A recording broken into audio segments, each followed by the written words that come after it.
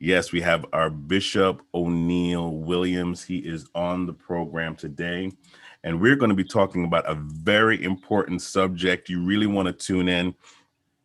If you know any friends that are going through a hard time in their relationship, or they have already even gotten divorced and they're dealing with the fact that they're experiencing that, this is the program that you want them to tune into, because that's what we're going to be discussing today. But we're talking from the perspective of what men have to deal with when it comes to divorce.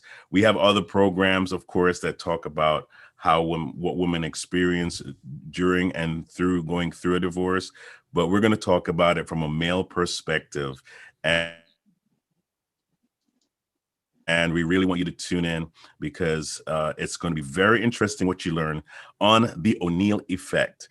And so I'm going to open up and introduce our host for today, Bishop Oneil Williams. Bishop Oneil. Good morning, everyone. Welcome to the O'Neill Effect. So happy that you're able to join in with us this morning in this program. And so this is our third program that I believe. And so as our host says, my name is Bishop O'Neill Williams, and I will be your host this morning.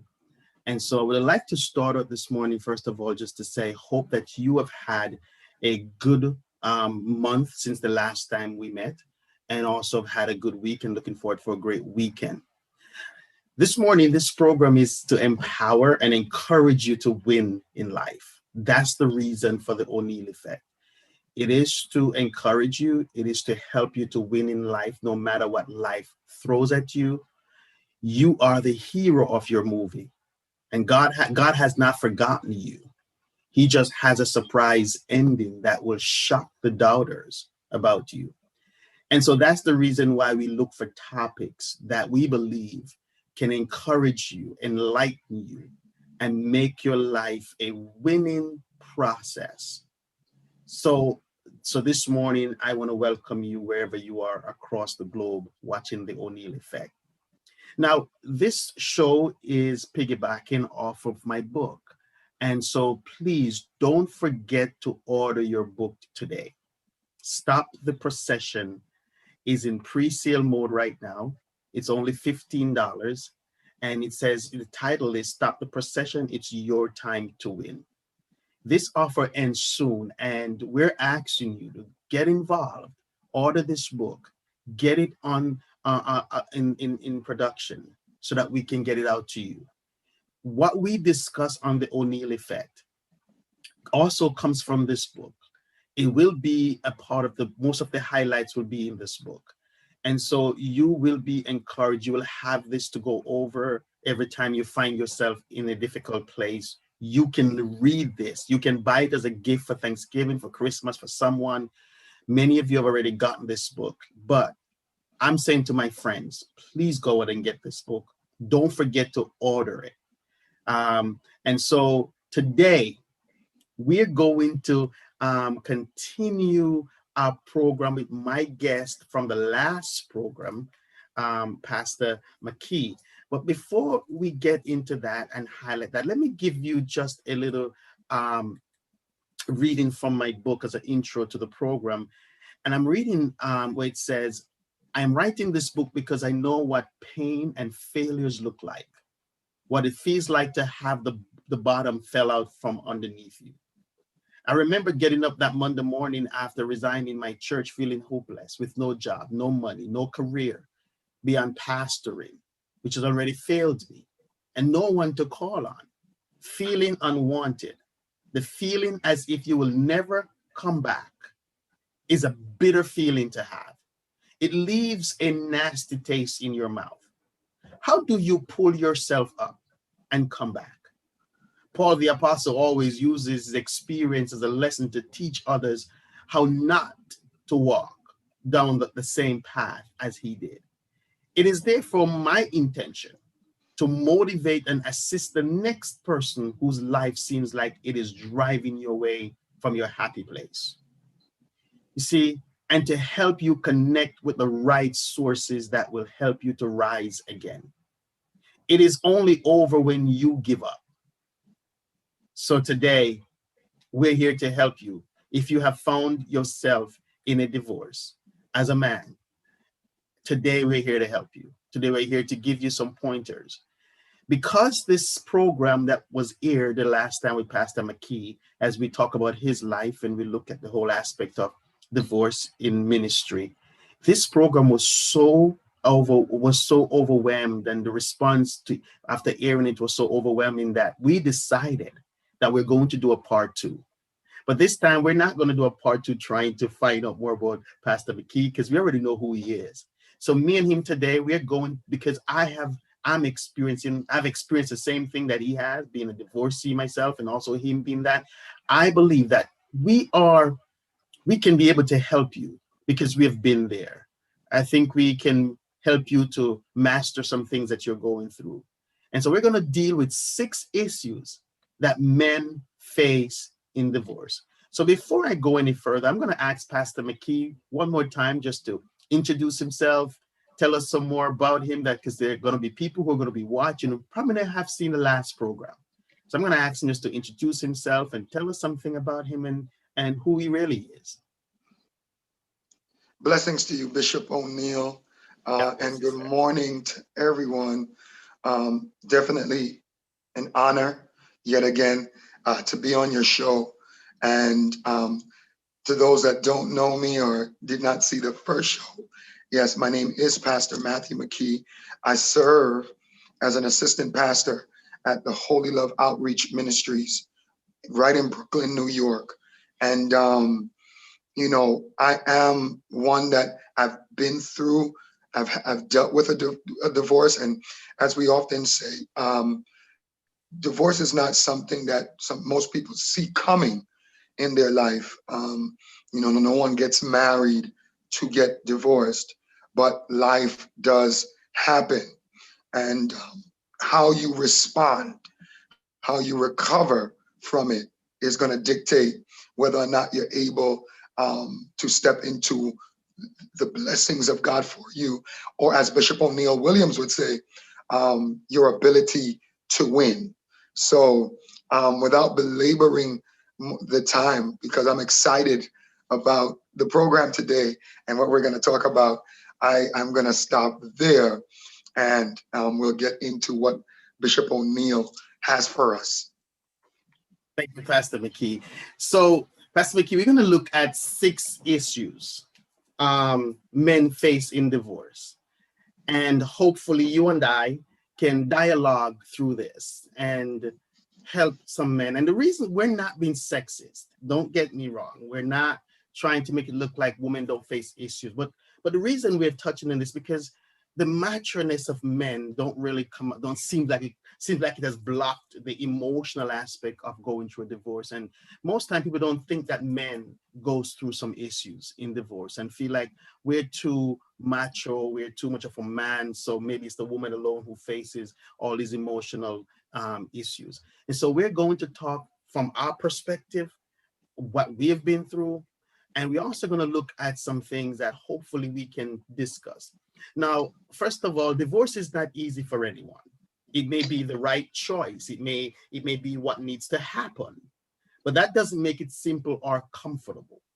Men and women face a number of different issues during the dissolution of the marriage, from the tangible, concrete down and dirty detail things that can be measured and accounted for, like money, property, and to those that are much less quantifiable. So like the emotional stress and pain of separation, which we're going to look at that part of it. So for men, the prospect of divorce brings with it a unique set of complications, problems, and issues. Though ending a marriage and moving forward with your life can be a liberation, the process may also come with consequences, both expected and otherwise. So the first thing that we're going to deal with this morning, Pastor McKee, is the emotional distress. So statistically speaking, women file for the vast majority of divorces. according to one recent study that I've had a chance to look to be able to view, it says that wives initiate nearly 70% of divorces. 70%. One way to look at what this means is that women appear to be coming to terms with the death of a marriage before it's officially over, whereas men may be left to do so during and after the fact. So practically speaking, if your wife files for divorce and it comes as a surprise, it can indicate that she is already on her way to coping with that emotional impact. No, when I thought about that, it baffles me, Pastor McKee, because we didn't think that about the woman. But if a woman files for a divorce, in her mind, she already prepared herself emotionally to deal with it, while the man is being surprised by it. So what I want to talk about is, and I want to just use your experience and my experience. So let me talk about my experience first, and then you can talk about yours, the emotional part, distress of a divorce. On the other hand, as a man, we have to manage emotional roller coaster while also dealing with the day-to-day realities of going through the separation. So further complicating the matter are our social construct as men. So we have to deal with people around us, especially as ministers. We have to deal with the people in our lives, the men, the women, the children, and all of those stuff. So what was your emotion at the time like when you were going through this aspect? That's a great question. And I could honestly say, Bishop, I was all over the place. I was some days sad, some days confused, some days angry.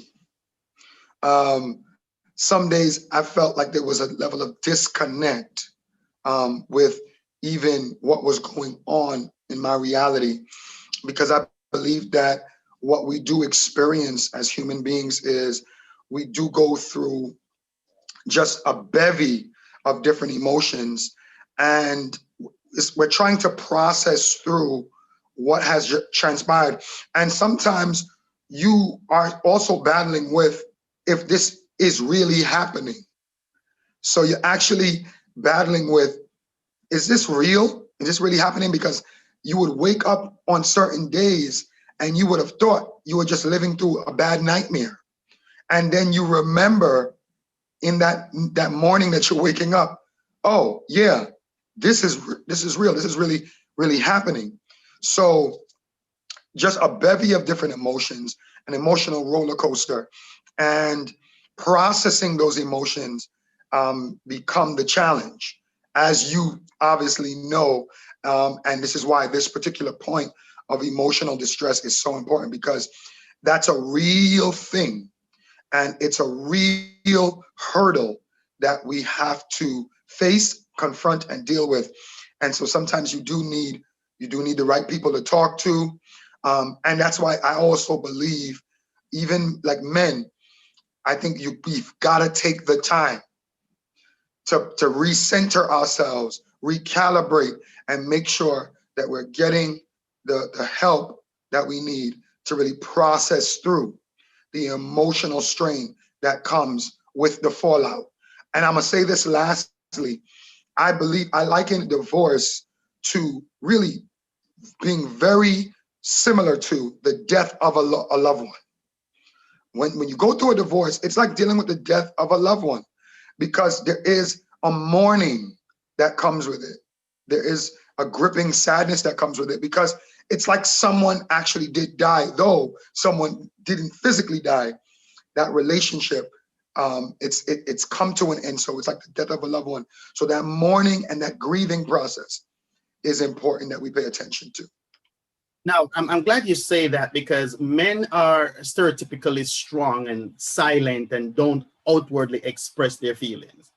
And so when dealing with what can be an incredible, upsetting, even excruciating situation, such as divorce, attempting to keep a stiff upper lip and pretend that everything is fine when it isn't can be a difficult and an unhealthy situation.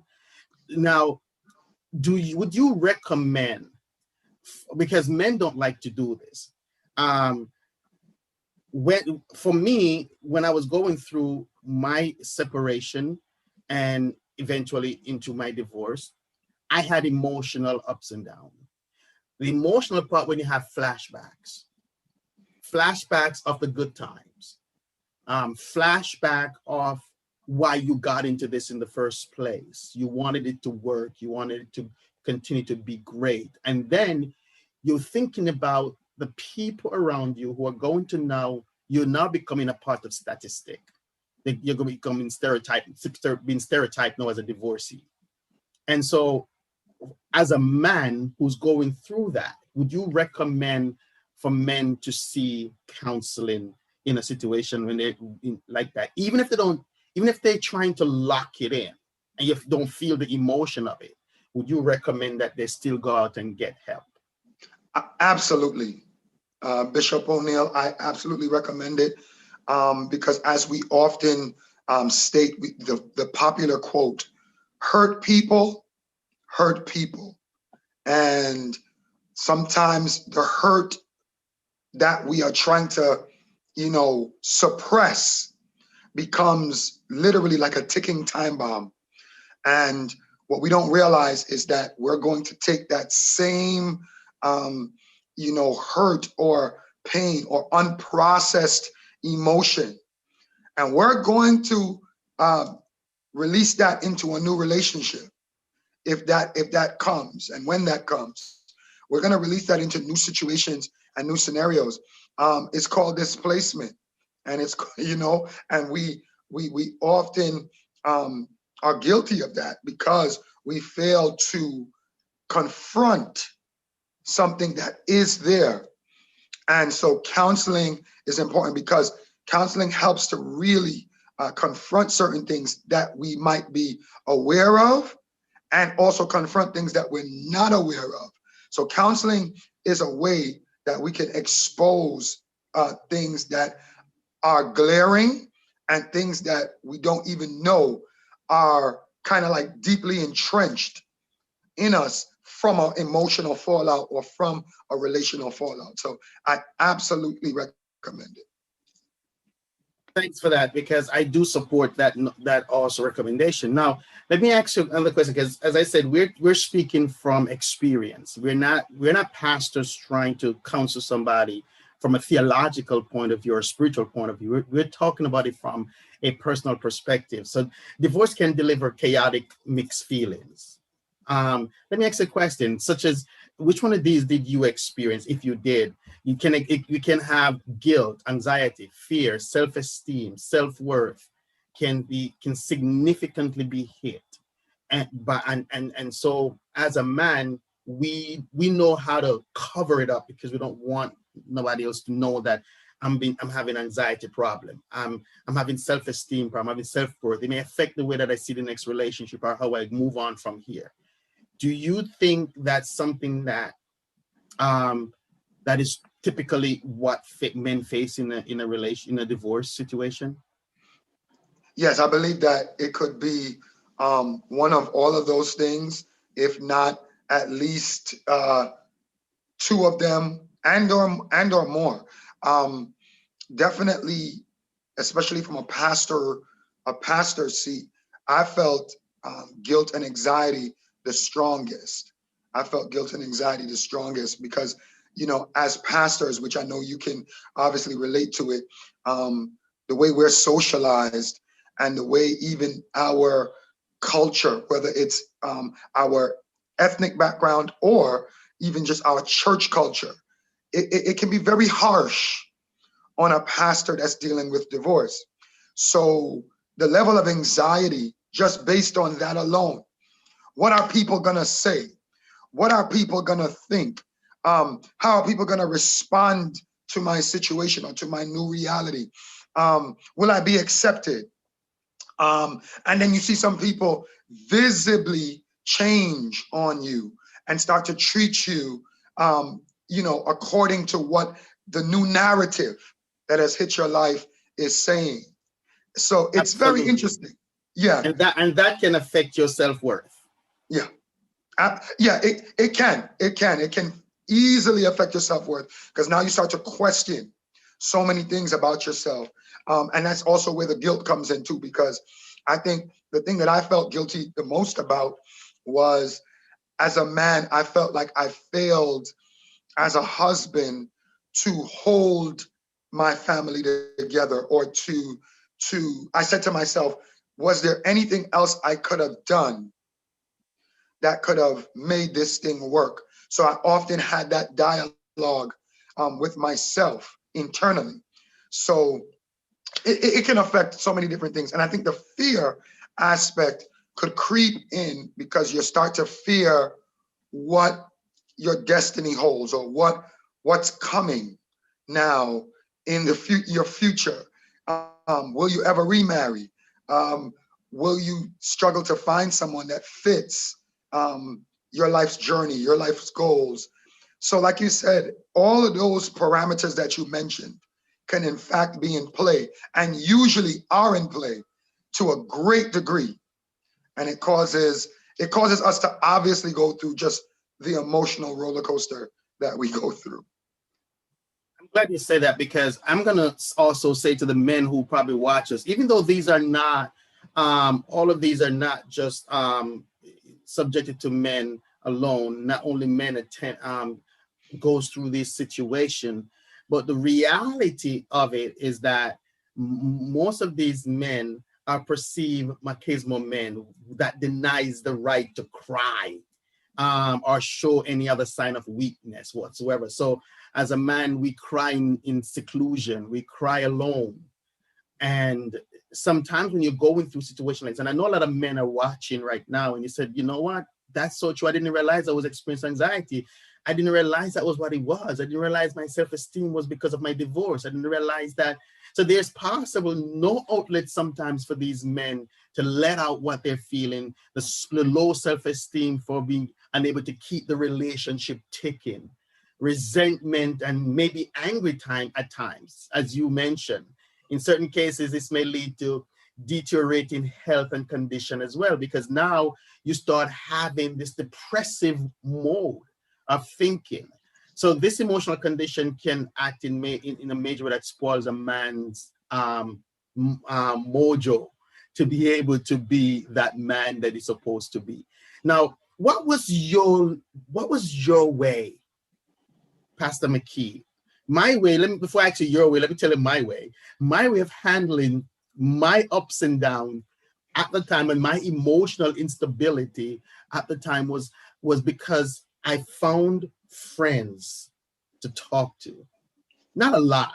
You have to know who you can trust. Mm-hmm. And also, what I also did was I made my life spiritually stronger in God, so that the days when I have nobody around me, I can find a song that speaks to me, or a word, or God can find a scripture that throws in my spirit that speaks to me and keep me going. What was your backup for your emotional state that you went through in that situation? What did you use to do? It was very similar to yours, Bishop. I didn't go to a whole lot of people or speak to a whole lot of people concerning what was really going on in the core of who I was, because as you just wonderfully mentioned, you have to know who you can trust. You have to know who has the ability to speak into you, to also hear what you're saying, and to process what you're saying, and then to speak to it or speak into it in wisdom and in counsel. But so it was that. It was also the same thing. I went on a personal spiritual journey, of self-analysis, of self-building, of affirmations within myself, and also finding a deeper reservoir of who I was in God. So spiritual foundation is so important. It's so important because while I do obviously support counseling and seeking counsel, I believe that when you have a strong spiritual foundation, it has a way of steering and governing what's going on in your mind, and also what's going on with you emotionally, having that firm spiritual foundation. So those were the two things that I really indulged myself in. I read a lot, Bishop. I read a lot. Not only the Word of God, but I read a lot of books, much like the book that you have now, yes, you have now authored and are is about to be released. Those types of books, as well as the Word of God, are so helpful. It's so therapeutic.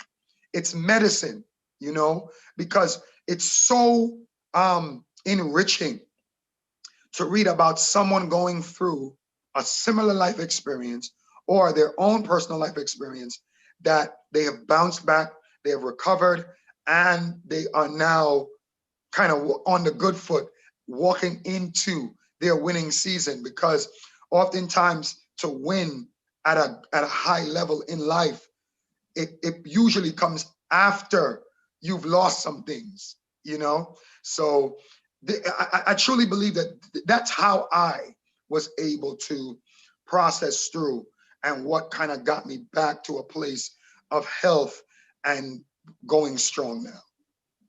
Thank you, sir. Now, my second point that I want to jump at, and I'm going to ask you the question as we dialogue through this. Do you believe that marriage goes through a grieving process? Absolutely. Absolutely. Divorce, I should say.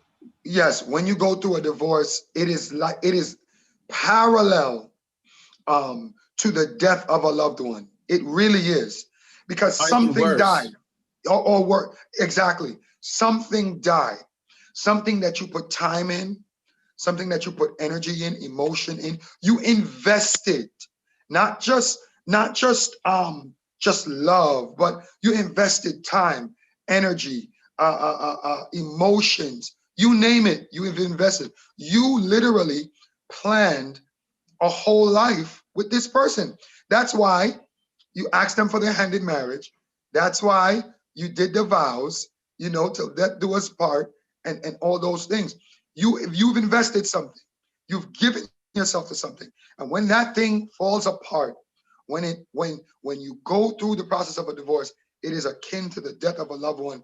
And so it's so important that people that have dealt with divorce or are dealing with divorce, you must spend the time to grieve. The Bible says in Ecclesiastes chapter 3, to everything there's a season and a time to every purpose.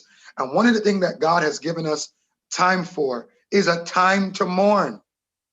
And a lot of us skip the time to mourn, and we just try to rush and shellac ourselves into a new relationship. But the problem is, you're gonna mourn whether you want to or not. I'm glad you said that, Pastor McKee, because that is so important what you just said. I remembered, and for those who are watching, we're on our second point: men skip the grieving process. That's what we're looking at now: men skipping the grieving process. And I remembered when I wasn't divorced yet, but I remember when I went through the separation. And I remember one Good Friday, I was going to church, and that was the first Good Friday without my family. And I dropped down in the bathroom and cried like a baby, because I am used to going to Good Friday service with my son and my wife in the same car. And I cried like a baby. And I didn't realize I was grieving. I was going through a grieving process that we as men skip. But that day broke me for the first time. And so, as you have alluded to, losing a marriage as a man, you are going to go through a grieving process. And as I mentioned, losing in case of a marriage dissolution who has been your partner in your life for a long time. And grief is a natural feeling. See, because when men skip the grieving period, it brings a sense of loss. As their plans are derailed, goals and dreams are changed, and the life plan will differ substantially when you look back at that. So all of those coupled together send you through a grieving process, because now I don't care how bad the marriage was, there had to be some good days. Yeah. Yeah. And so you look back at what could have been and send you through this grieving process. So did you ever had that moment when that one moment where you just let it out? Have you ever had that Yes. moment? You just let it out. You just bawl like a baby. Have you had that Absolutely. moment? Absolutely. And it was obviously, it was pretty soon after I realized that the divorce was pretty much imminent, like it was now in the process and it was real. Because even after she filed for divorce, and I obviously at that time reluctantly kind of signed off on it, agreed to it, because I believe that, I always say that I believe that everyone has a right to be happy. And if someone believes that they're not going to be happy, then who am I to stand in the way of that? But when it really hit me, I had that moment where I just sat down and the tears just began to flow. And you have to embrace that moment, you know. Weirdly enough, I look back at it now, and I'm just glad I had that moment. And I truly believe, and I'll say this for anyone that's ever dealt with divorce, or that's dealing with it, and I'm pretty sure you can co-sign. Holidays are the worst. Yes. Holidays become the worst times. I was about to tell you about my Christmas. Yeah. That Oh was my my goodness. first Christmas without my family. I decorated my apartment, and beautiful. I mean, my first Christmas decoration by myself. I decorated the apartment so beautiful. Then I throw in some Luther Vandross Christmas song, and it started to play. And bro, I just went from being this man who just decorated his place to become this soppy little baby, just Man, crying that's real because talk. my first Christmas without my family. That And so Bishop, that's, that's go ahead, sir. that is real. That is so real. And it's so great that we can be able to transparently share these moments, because these moments, they happen whether you try to fight it off or not, whether you try to be honest with it or not. And as I was saying earlier, you're going to mourn, you're going to grieve whether you want to or not. Some of us try to circumvent the grieving process, and we try to pretend like it's not happening or like it doesn't exist. And the worst thing you can do is when you try to force yourself into moving on or moving forward without taking the appropriate time to grieve. Let's talk about that for Yeah, let's take that point and move it a little further. yeah.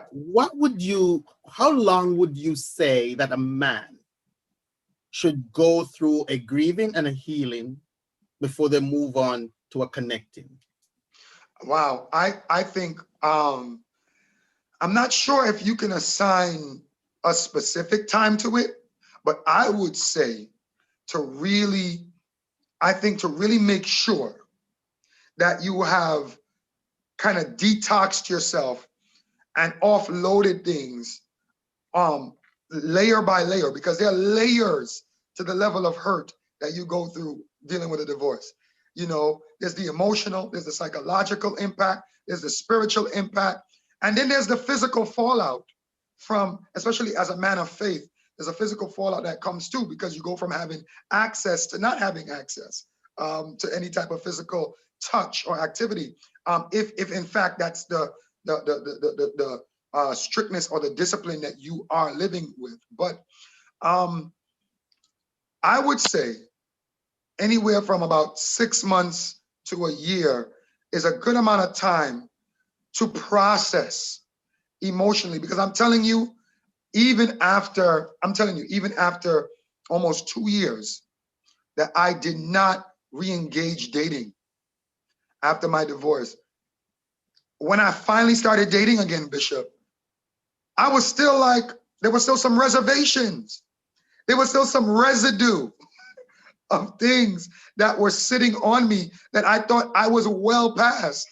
And then I had to go, I have to go back into the lab now, into the spiritual lab, or into the lab, whether that is with a counselor. I had to go back into the lab and start to process this. Maybe I need to talk about this some more. Maybe I need to make sure I reassess what I really do feel about this situation or this thing. Because the truth be told, there's layers to it. And I do think it varies, Bishop, when it comes to you. And I'm telling you something. I think that it takes years to get fully over certain things. Because I'm telling you, after 2 years, Bishop, there were still some soft spots. There were still some vulnerabilities. There were still some sores. I felt like I was healing holistically, but I felt like there were some things that were still in the process of, you know? So I really think that it varies.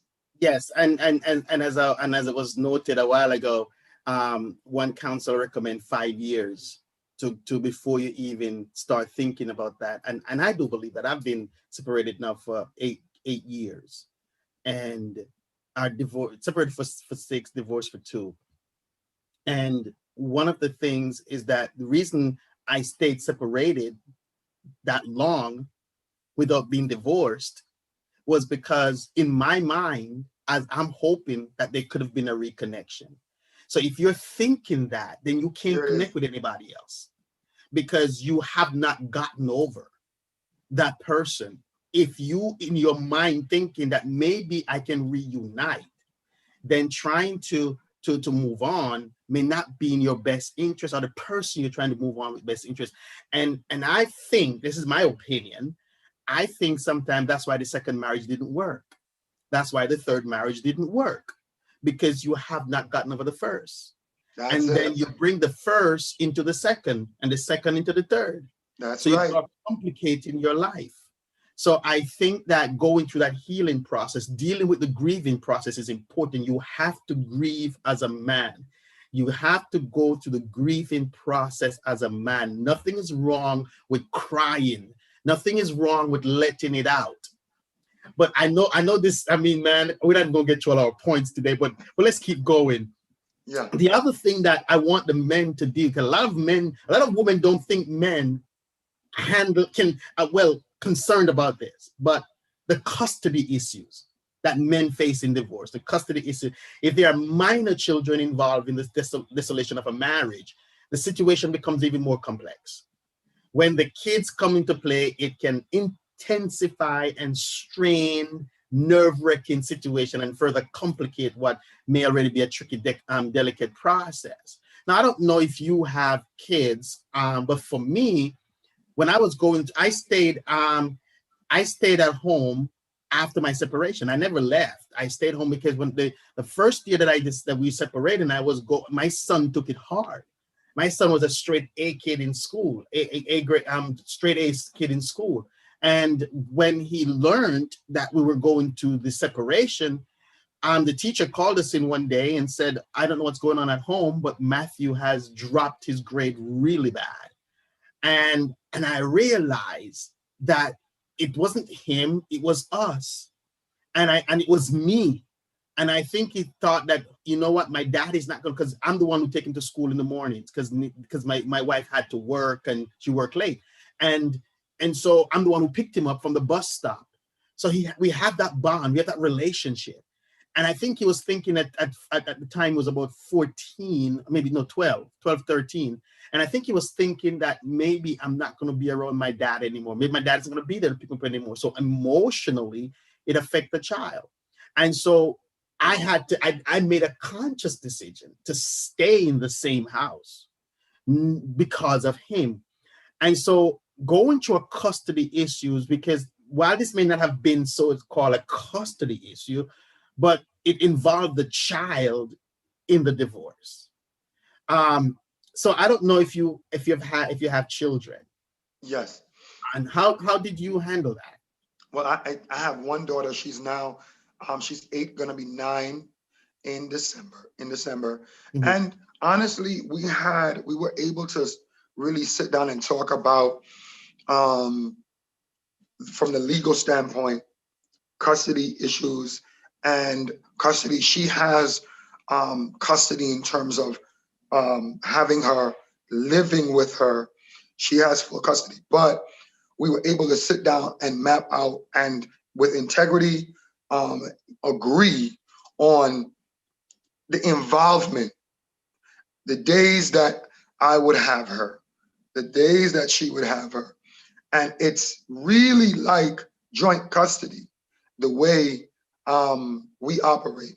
We co-parent, we co-parent actually very well. And I really, this might sound strange, I do consider myself somewhat of an anomaly where it comes to that aspect, because she is a great mother to our daughter. And I believe that I put all I have to, I can put into and put my best foot forward as a father.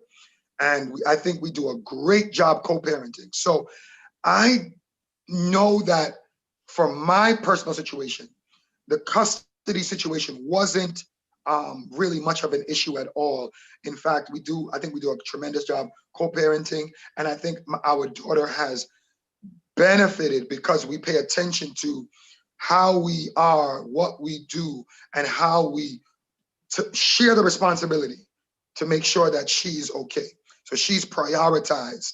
But I do know quite a few other situations and individuals, friends, and even family that have been through some really harsh custody battles and situations.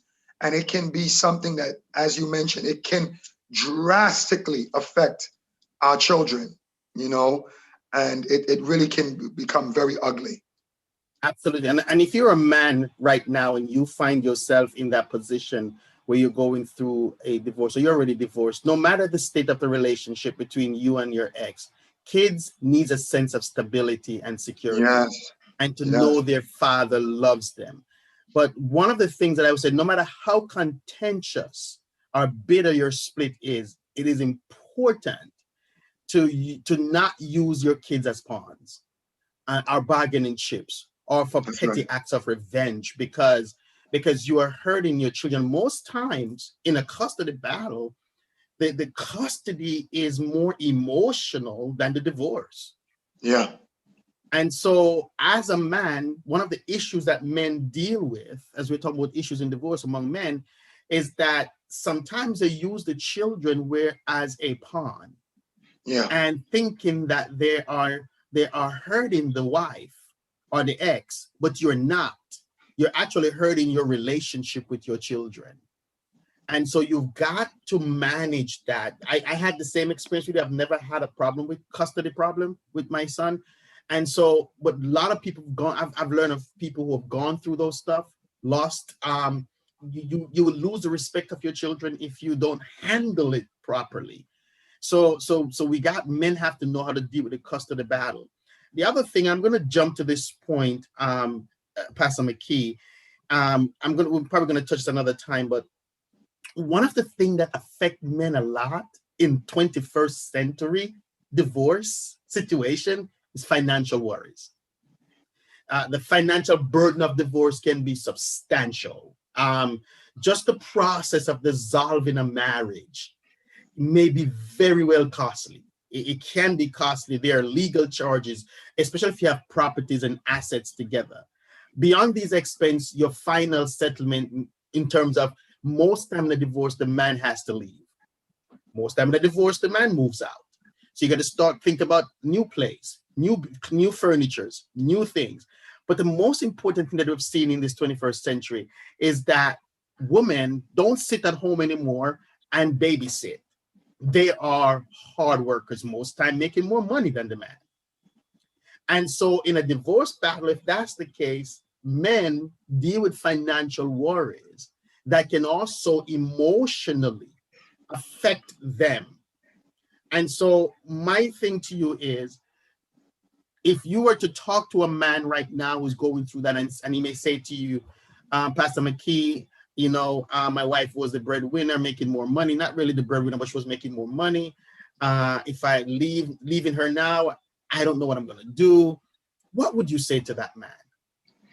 wow, that's a very prolific point you point out, because when a man feels a sense of the inability to take care of himself or to provide for himself and his family from a financial standpoint, it is one of the greatest blows to the masculinity of a man. Yeah. It's one of the greatest blows because we are wired a certain way as men, to be providers, to be priests, protectors, providers. And when we feel an inability to do so, it can be a huge shot to our masculinity and our sense of wholeness and even empowerment as a man, So I would say to that person, number one, um, you have to be able to somehow manage the stress and anxiety that will come about by that feeling of helplessness.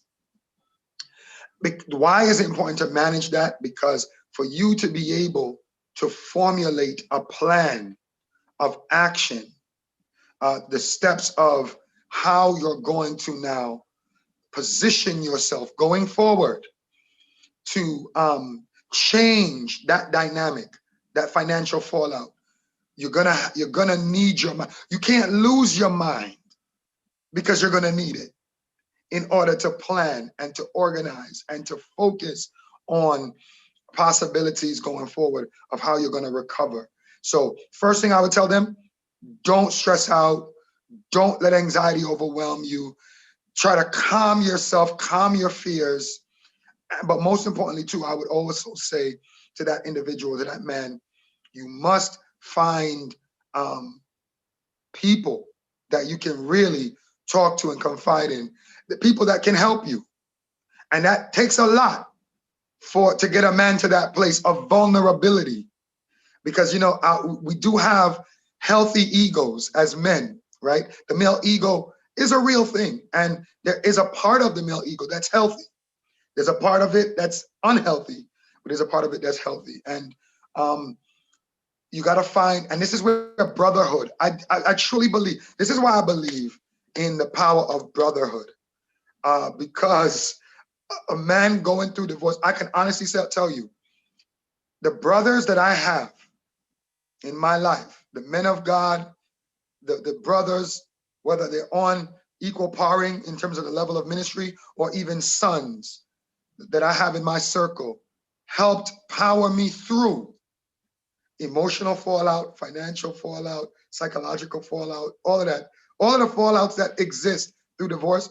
The brotherhood that exists in my life helped power me through it. So I think it's important for men to find brotherhood, quality brotherhood that you can lean on in times of fallout.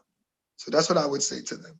I'm glad you said that. And the other thing I wanted to add to that, that's a very good point about finding support stream that you can rely on to help you emotionally go through this. And that's the reason why these issues that we're talking about are so important, because you have to take them step by step.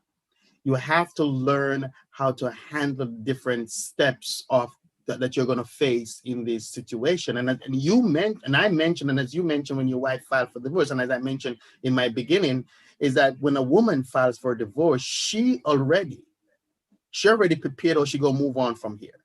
She already have things in place. Most times it's the man who's catching up. Yep. And she already put things in perspective.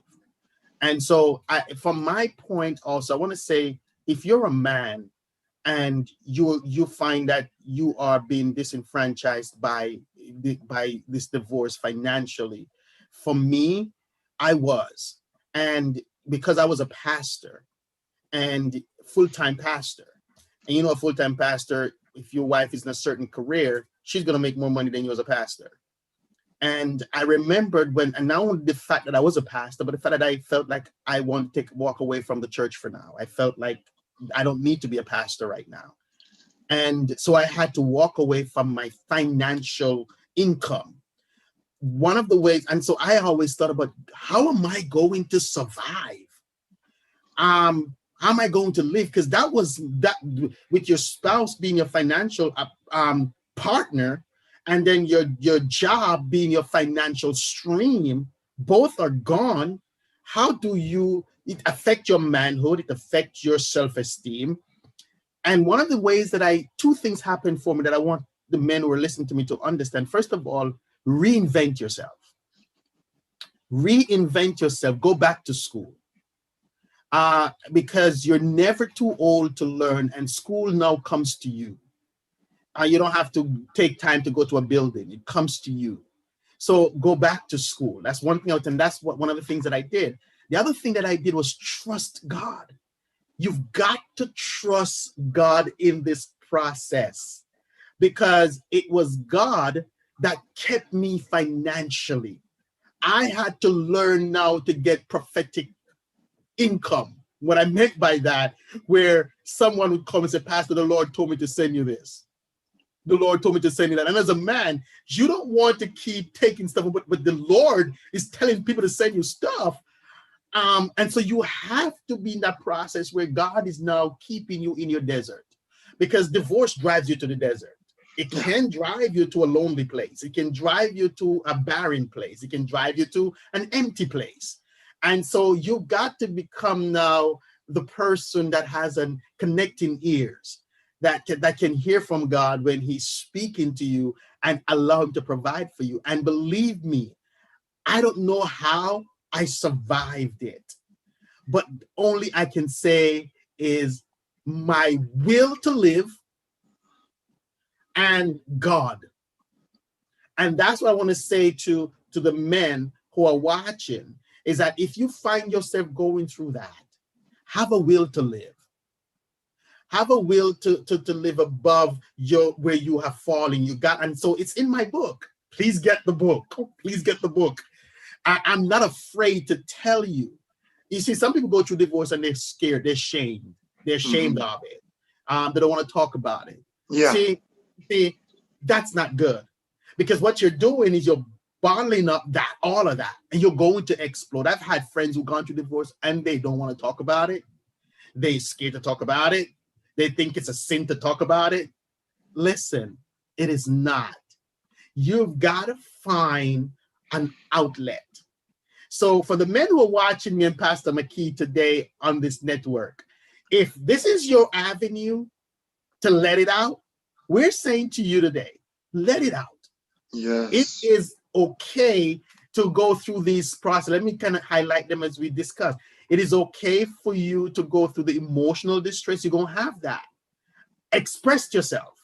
It is also, don't skip the grieving process. Grieve. You're going to face custody issues. Deal with it properly so it won't affect your children, because your children are important to you, and I have learned that. I have learned from not having a dad to learning to see a dad at 16 who died, that I had to end up burying, who never supported me, didn't realize he was going to get old, thought he was going to live forever, so he didn't support his children or his child. And now his child turned around supporting him at the end. You as a man may think you're macho, you're grown, you're not going to need your children. You're going to need them. So be careful how you do that. The last thing, Pastor McKee, I want to talk about is the increased health risk in marriage. The increased health risk in divorce, sorry. So in the midst of drastic change and having your life uprooted in a dramatic fashion, one of the issues men face is increased health concerns after divorce. A lot of men don't know that. We talk some about the emotional impact, but following a split, men have been shown to be at an elevated risk of hypertension, heart disease, and even cancer, among other concerns. Now, there is no specific study that shows what causes this, but the breakdown of your emotions and so forth, stress, all of those stuff can cause some of these sicknesses. So getting back out there after divorce is no easy task, and moving forward is a challenge. So my thing is, I can't say that I've experienced that in mine, and I don't. And if you haven't, I don't want you to tell us that you did. Yeah. But because stress breaks down the immune system. I thank you for that. It breaks down the immune system. So maybe that's why the studies shows that Yeah. because those stuff happen. And let me tell you, let me ask you, since we're talking about health issues, how at what level, how high was your stress level? Um, it was very high. It was very high.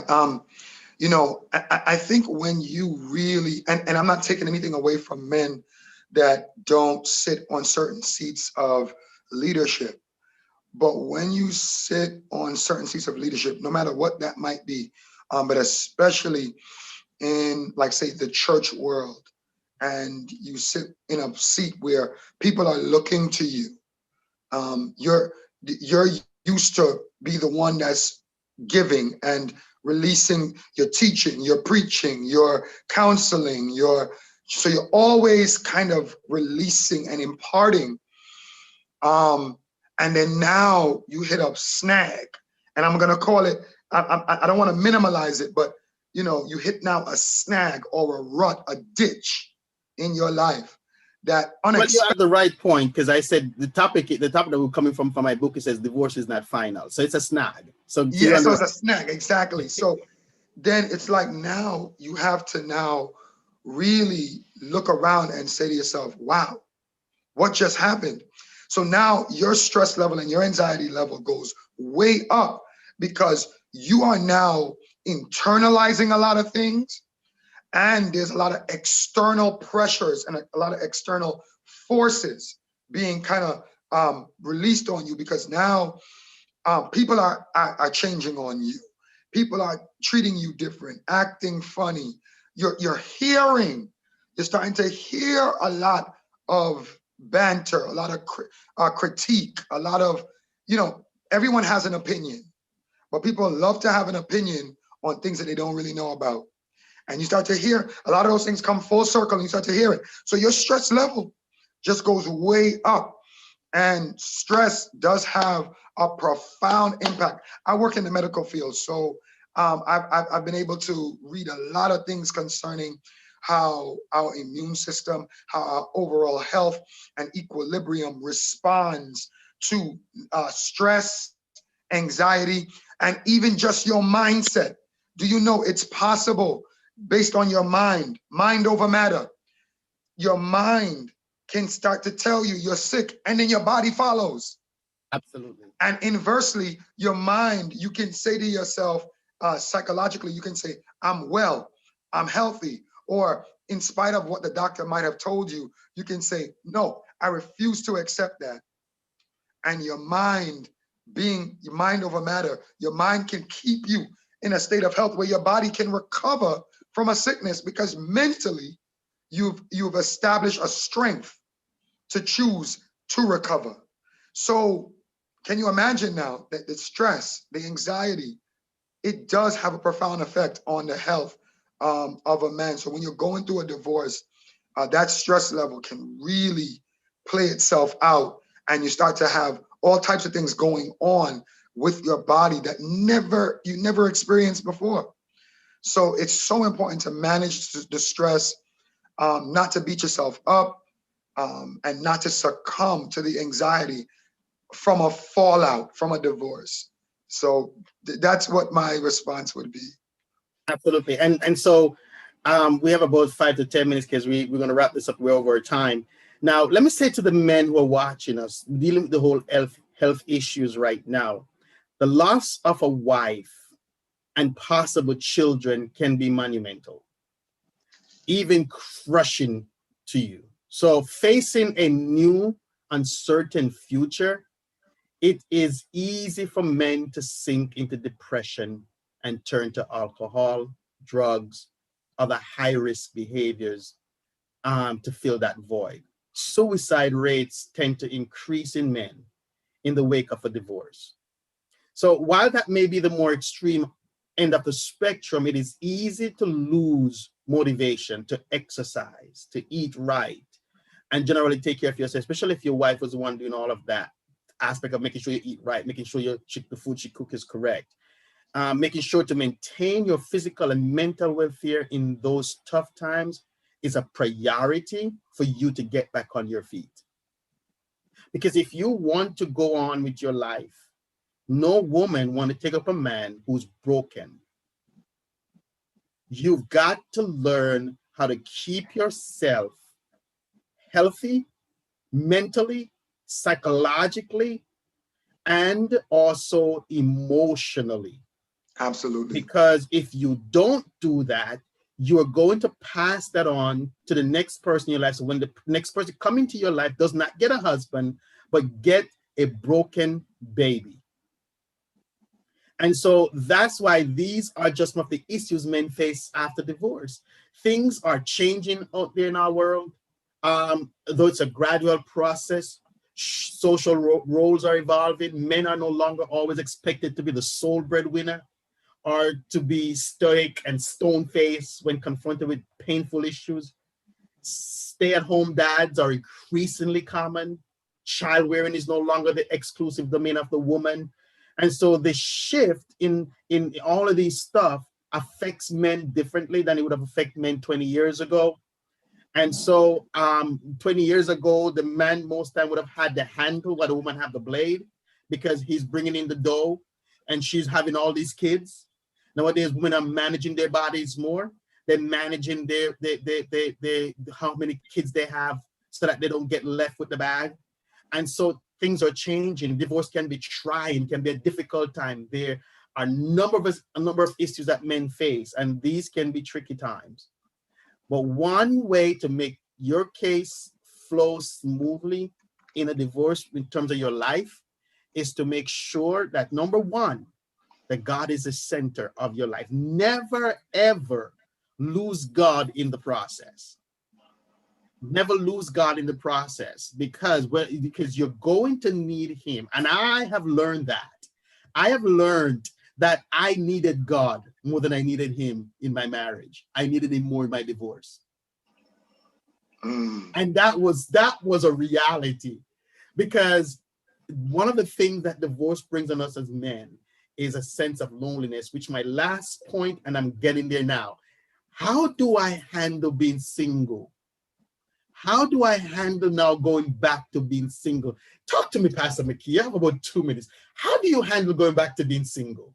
What did it take for you? How did it affect you? How do you move back into the world of single man?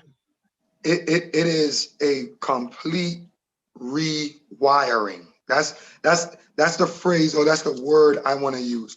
It is a rewiring because you go from having physical access, sexual access, to not having it.